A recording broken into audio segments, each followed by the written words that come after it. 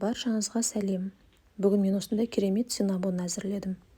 Ол үшін бізге бір кеседей сүт керек. Мен түйенің сүтін қолдандым. Сүтті мөлшер жылы етіп, бір кеседей құямыз және бір қасық тұз қостым және шекер қостым. Шекерді әркім өз қалауы бойынша, яғни тәттіні қаншалықты жақсы көретініне қарай қосуларына болады. Одан кейін 2 жұмыртқа, одан кейін барып маргарин майды, 150 грамдай маргарин майын ерітіп алып суытып қойдым. Содан кейін осы үстіне қосып жатырмын. Енді дрожж қосамыз. Одан кейін бар үстіне ұн қосып, жақсылап аз-аздан ұн қоса отырып илейтін боламыз. Аз-аздан қосатын себебіміз, өйткені біздің қамырымыз қатты емес, жұмсақ болуы қажет.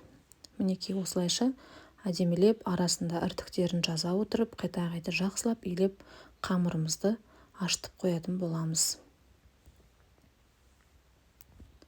Мінекей менің қамырым дайын болды десек те болады.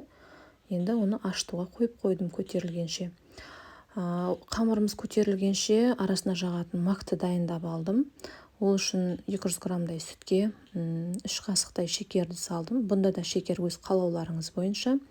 Және макты қостым. Макты мен көз мөлшерде қоса салдым. Жобамен 4 ас қасықтай болады. Одан кейін кішкене 50 грамдай маргарин майын салып, жақсылап араластырып отырып, сүті әбден тартылғанша осылай араластырып отырып дайындап алдым. Магымыз дайын болғаннан кейін осылай қаймақты қажет мөлшерде салып алдым ыдысымызға. Және оның да үстіне дәмі әдемі болу үшін кішкене мөлшерде шекер қостым. Бұнда да шекер өз қалауларыңыз бойынша қосуларыңызға болады. Мінекей жақсылап араластырып, бетіне құюға дайындап қойдым. Міне менің қамырым ашыды. Көріп тұрғандарыңыздай қамырым өте жұмсақ. Енді осы қамырды жақсылап жайып алатын боламыз. Қамырымыз тым қалың, немесе тым жіңішке жұқа болуы керек емес. Орташа мөлшерде етіп жайсақ жеткілікті. Мінекей барлық қалың жақтарының барлығын бірдей етіп жағып алғаннан кейін, жаңағы дайындап қойған магымызды түгелдей дерлік қамырдың бетіне жайып шықтым.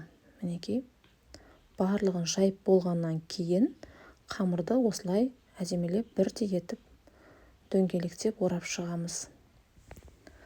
Енді осы дайын қамырымызды бірдей көлемде кесетін боламыз. Достар, менің арнама тіркеліп, қоңыраушаны басып, күнделікті салып отырған рецепттеріме қолдау білдіріп отырыңыздар. Енді табамның бетіне пергамент қағазын салып, мінекей жаңағы синнабондардың барлығын әдемілеп орналастырып алдым. Міне пешімізде пісіп шықты.